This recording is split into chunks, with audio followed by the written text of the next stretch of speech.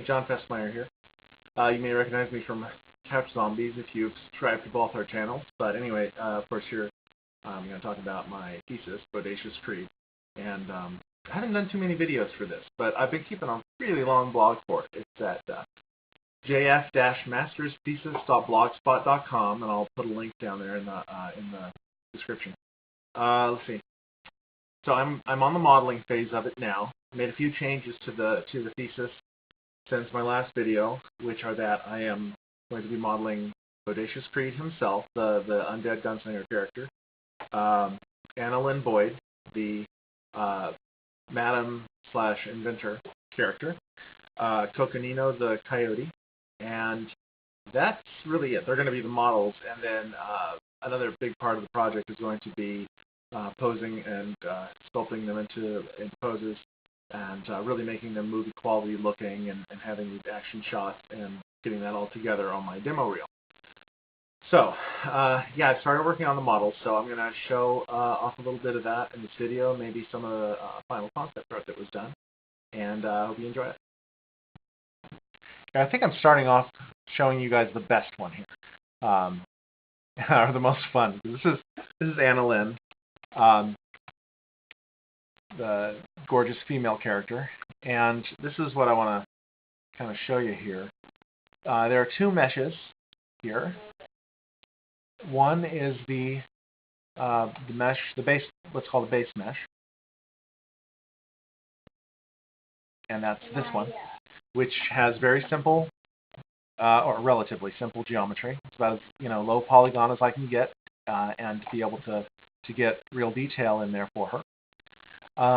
You noticed I've actually removed down here. I have back image, side image, front image. I've removed those because it shows the model is nude, which I know I can't put up on YouTube. So, but I do have her face here. Now, in order to get the face aligned, the nude model, she was looking slightly to the side, and I needed her face more straight on. So I took a face picture and put it back there as well. So that's what I've been using for the head, and I've been using the body for the body. Right here, you can see how it lines up with the head, but it's going out of bounds in a bunch of places. That's because when a model is smooth, it tends to shrink a little bit. Polygons move, and so this model right here actually fits it pretty much just right. So I will move this out of the way.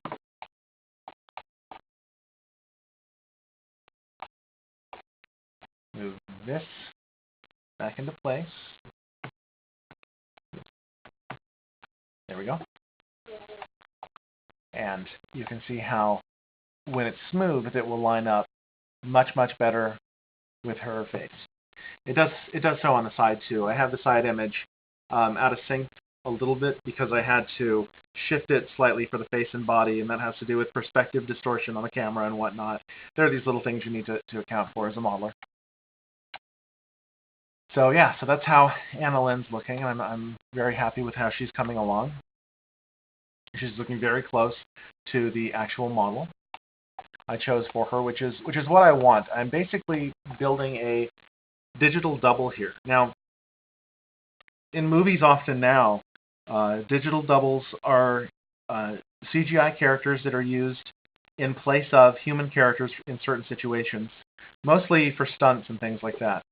They were used quite a lot in Peter Jackson's remake of King Kong, and they looked very real. They were used in the first place I saw them starting to use them, and it may not be the first place they were used, but was for Star Wars Episode 1, Darth Maul. I'm sure some of the other characters were pretty frequently replaced with digital doubles for their stunts. In the Matrix movies, there was quite a bit of digital double work. I think they're getting better and better at it as special effects get better, so they look more real. And some of the advantages of that over a stunt actor are that you can have them do even more extreme things. You can actually show the person's face and have it look like the actor while they're doing whatever amazing thing they're doing. I hope it doesn't replace stunt people entirely, That's a noble profession, and they need work too, but it really gives studios more choices. And my point here is to show that I can build a digital double. So when I do poses for her, for my thesis, she's going to be in action poses. Like right now, what I'm thinking of is having her in one diving through a window. In another, I'm thinking of having it when she first wakes Crede up. He kicks her and she goes flying back into the wall. So those are a couple I'm thinking of doing with her. I'm thinking of doing a sort of normal one too, just for contrast. So that is how Anna's coming along, and I will now show some Crede work. All right, so I'm actually working on Crede in 2 of my classes. Annalynn, which I just showed, I'm working on her in my modeling group study class. I've got 3 classes a semester. I'm working on Crede in my head modeling and it's called head sculpture and facial expressions class. So I'm actually making his head animatable. And for the body, I'm working on that in organic modeling 2. Since I'm working on the full character in organic modeling 2. But since I'm already modeling the head in head sculpture, I figured what I'm going to do is start with the head here.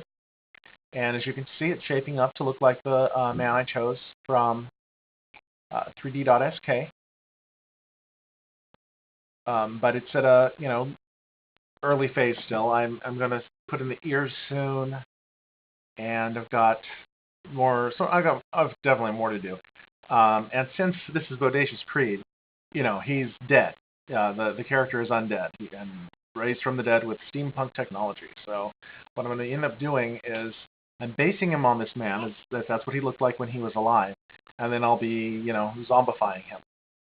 And that's going to be a real challenge. It's going to take I know a lot of work in both classes to figure that out, but I'm confident I can do it. And I've got excellent professors, and my peers in the classes are great too, and always have useful comments. So anyway, there's his head so far. That's how far I've gotten. And I'm going to show his body now. Again here, like with Annalynn Boyd, I have had to turn off the image planes, which are in a layer here in Maya, because the actor or model is nude and I can't put that on YouTube. But as you can see, his body's coming along quite well. I would mirror it to the other side, but it's messing with my cam software when I try that. So I've got one side of his body modeled. I can always, and what I'll end up doing is mirroring it to the other side and merging the whole thing together into one model. And there are definitely places where I need some work. I've got the arms are a little funky here, and, but they are definitely coming along. And like I said before, what I'm going to do is take the head from my other file and my other class once I have it completed more, but still at the base mesh stage, and graft it right in here, right on the neck. There may be an issue with a different amount of edge loops. These are the edges coming along here called edge loops. And if it has a different amount of edge loops, I'll just figure out how to get them all synced up. I may have to add loops or redirect loops, which are some of the things you need to learn how to do as a modeler. And so there is that. And I do have a couple more things to show. But that's the modeling work I've done so far. And this week I'll have more to do on Anna and on Crede. But basically, the thing on Crede for this week is to kind of finish up some of the basic modeling on the head and the body and get them together. And so I think I'll have no problem doing that. The end of the week for me for school is actually Monday, so that means I have the whole weekend as well. Okay, got a few more things to show here.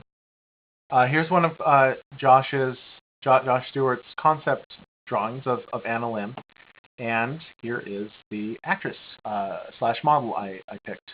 Her eyes look so cool here. It looks swirly or something. But anyway, I think she's just perfect. She looks so much like the sketch, the drawings that Josh did, and that made me really happy when I found her. Not only in her face, but her body. And I couldn't show her body, but it does match very well to the concept art. Here's another one. Here's the painting that Josh did of her on the left, and again the photo on the right. And yeah, again it's a very close match. This girl looks a lot like Allison Hannigan, which I think is pretty cool too. I'm a fan of hers. Wanted to share this. This is a more recent concept image that Josh did of Crede, and I just think it's a great picture, so I wanted to show it. It really captures his attitude, and it's going to be fun when I get to that phase. And here is this excellent painting, which Josh did. Is going to be, or actually I have it up for sale as a print on DeviantArt. Half the money goes to Josh, half to me for the profit. You can get the print for $15, I believe it is. If you want to get it framed, it's, you know what, I think $15 might be how much I pay. So it might be about more like $19. So approximately $2 goes to me and $2 to Josh, or maybe a little more or less. But it's there, and it's got their default pricing on it. You can also get it with a frame. The frame costs quite a bit more, but it looks like it looks great. I plan to get at least the print, possibly the frame too, if I can afford it. But I think it'd be just inspiring for me to have this on my wall as I work on my thesis. But if you like this image and you want to help support us, you can go ahead and purchase that. I will put a link in the bottom. I'll also put a link to my blog, because there's a lot of information on my thesis in the blog. I'm just kind of not showing you just nearly what I've got going on here. So anyway, I guess that is it. I'm going to leave you with a turntable of Annalynn that I did when I imported her into ZBrush. I did that just to kind of see how it would look, and I did a turntable of her. So I hope you enjoy that, and if you want to keep updated more frequently, visit the blog, and I will endeavor to get vlogs up a little more often as well. So, see ya.